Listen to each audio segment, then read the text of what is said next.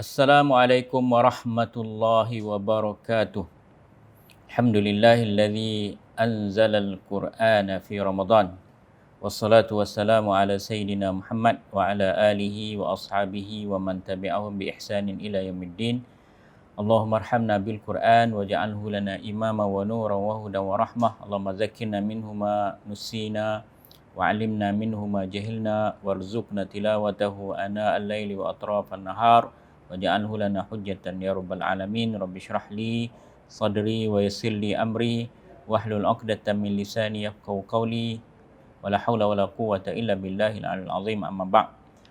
Tuan-tuan dan puan-puan, sidang penonton yang dirahmati Allah Subhanahu wa taala, Ramadan Karim, kita masih lagi berada dalam bulan yang penuh dengan keberkatan, bulan yang diturunkan Al-Quran, bulan yang menunggu ataupun menanti untuk kita dengan segala bentuk kebajikan daripada Allah Subhanahu wa taala.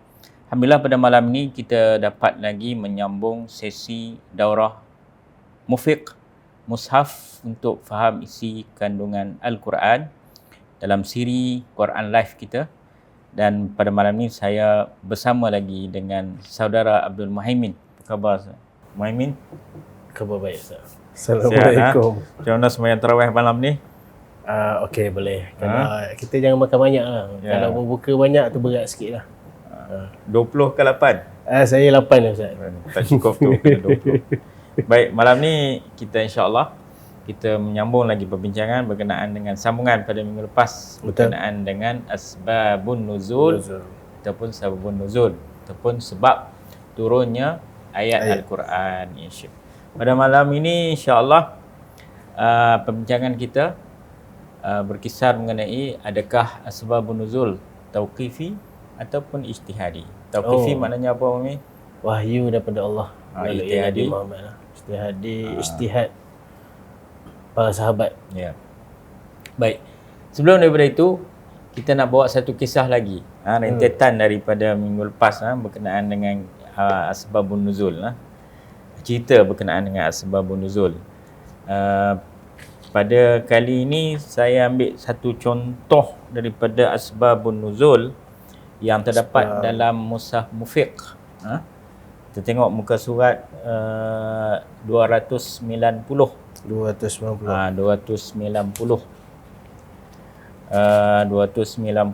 ayat 85 surah Al-Isra. Okey. Jadi antara berlakunya ataupun faktor berlakunya sebab turun satu ayat tu, satu berkait dengan peristiwa, berkait dengan peristiwa tertentu. Yang kedua, apabila Nabi SAW ditanya berkenaan dengan sesuatu perkara. Sahabat tanya. Jadi sama ada sahabat ke ataupun orang Arab Badui ke ataupun orang musyrikin ke, ataupun juga daripada agama lain, Yahudi dan Nasrani ya. Jadi dalam riwayat Al-Bukhari disebut diriwayatkan daripada Abdullah bin Mas'ud radhiyallahu anhu, dia kata, kuntu ma'an nabi fi harsin bil Madinah wa huwa yatawakka ala asibin famarra binafarin minal yahud.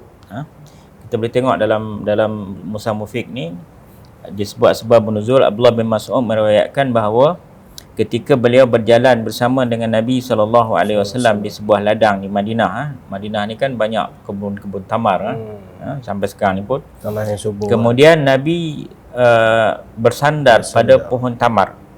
Lalu datang sekumpulan Yahudi melintasinya dan sebahagian daripada mereka berkata kepada sebahagian yang lain. Maknanya ni nak test Nabi ni.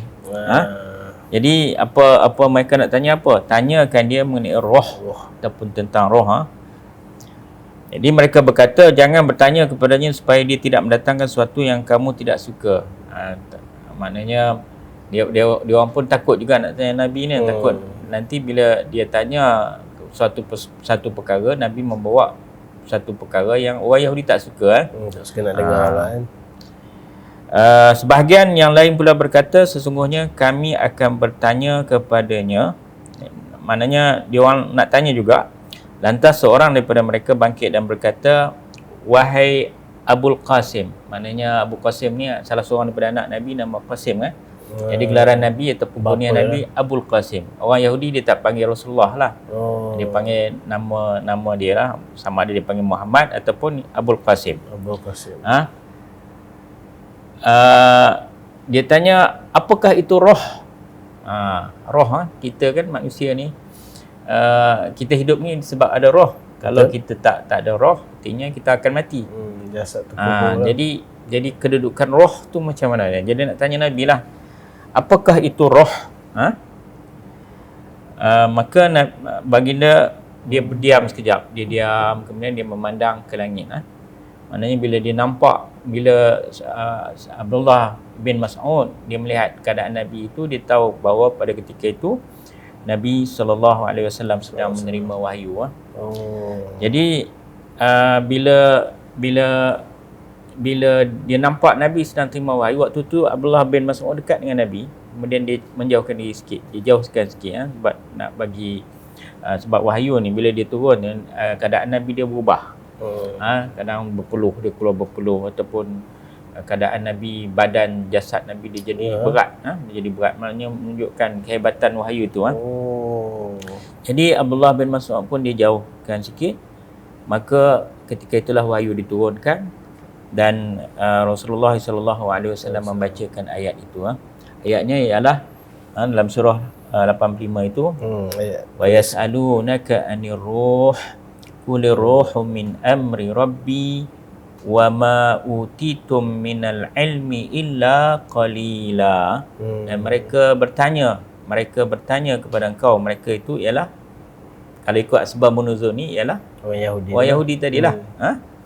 Berkenaan dengan roh ataupun tentang roh, maka Allah perintahkan Nabi Muhammad, qulir ruhu min amri rabbi, jawablah ataupun katakanlah kepada mereka, roh itu daripada urusan Tuhanku. Maknanya hakikat roh ni kita pun tak tahu.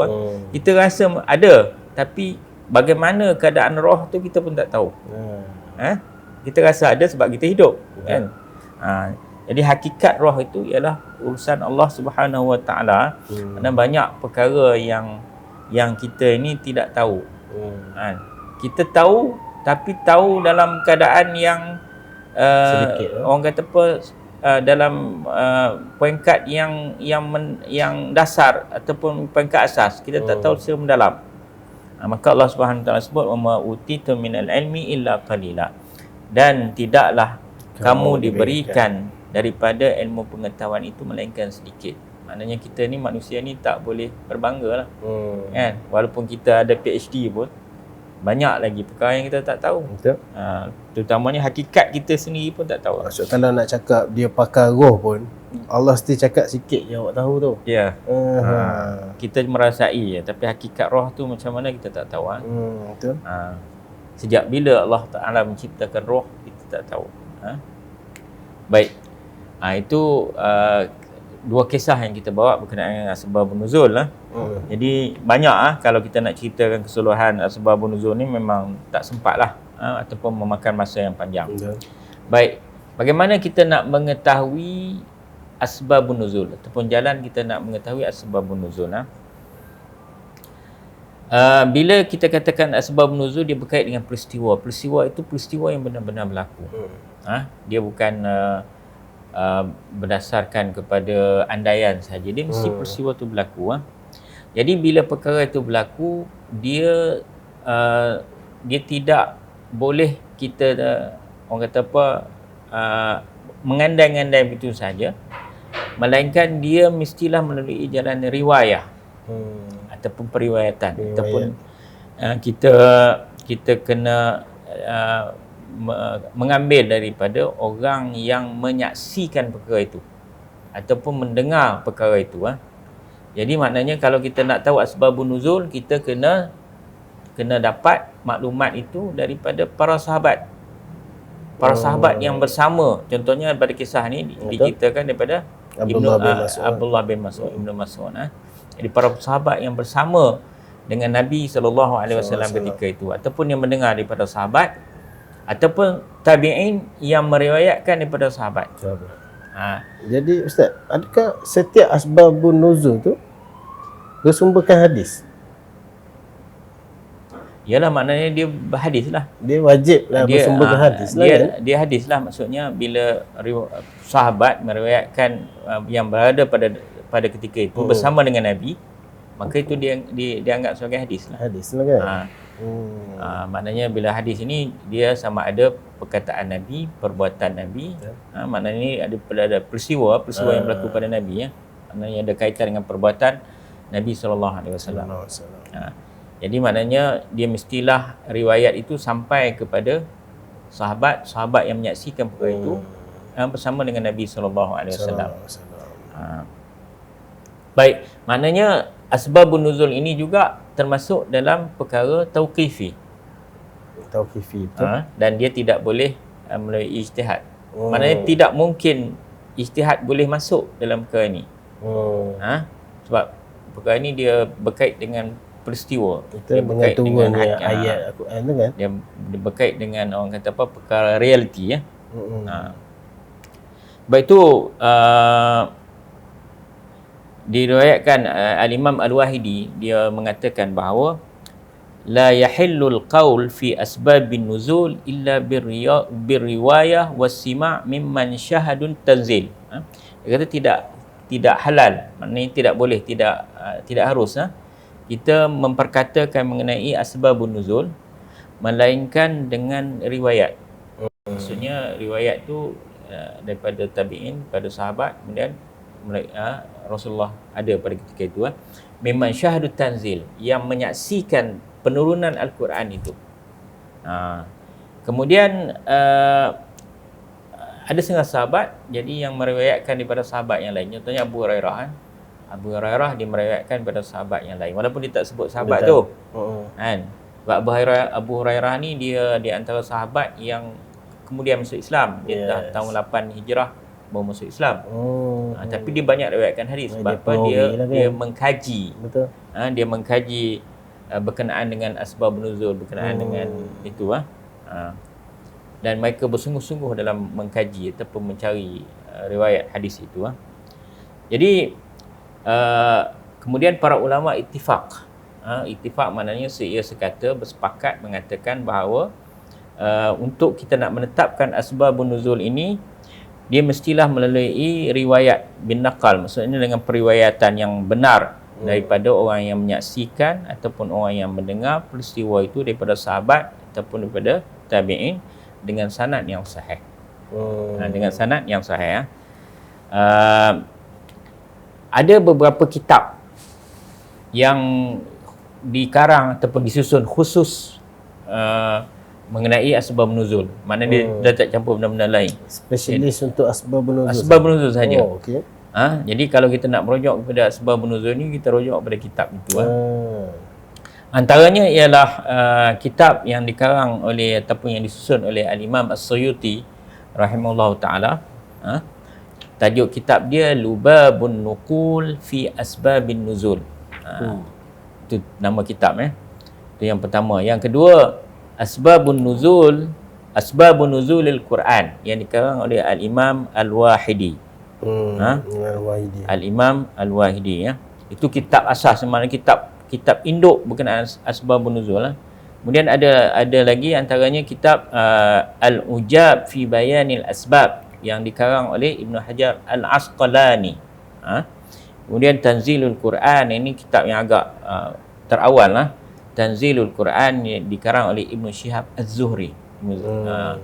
Jadi kalau kita nak merujuk kepada asbabun nuzul, kena rujuk kepada kitab-kitab yang disebut ini, ya. Maknanya kita tak boleh mereka sendiri, ya. Betul. Maknanya kitab ini disusun khusus berkenaan dengan asbabun nuzul. Tu macam saya tengok asbabun nuzul kita banyak bersumberkan Mahmud Al-Mishri ni kan. Yang ni kitab kitab yang sudah orang kata terkemudian lah.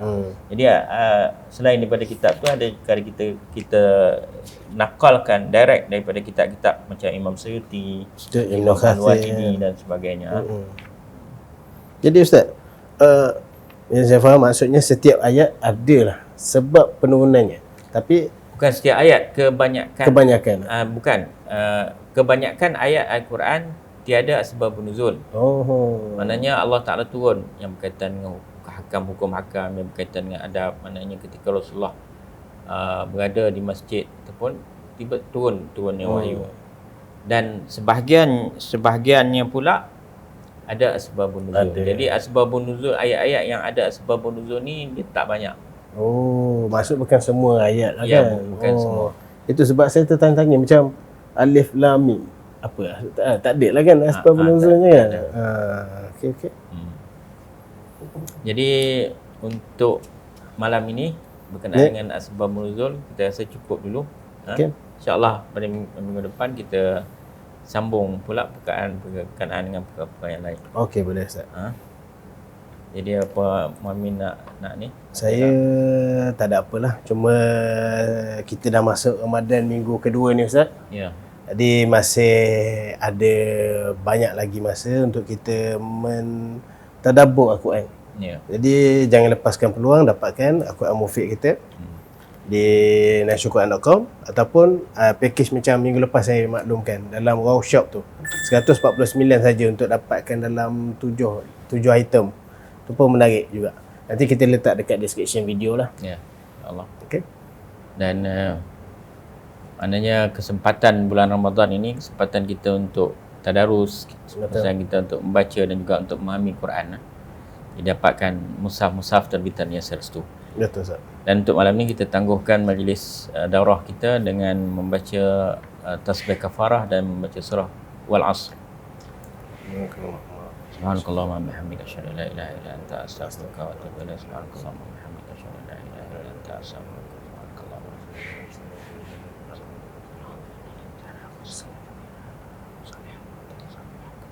Assalamualaikum warahmatullahi wabarakatuh.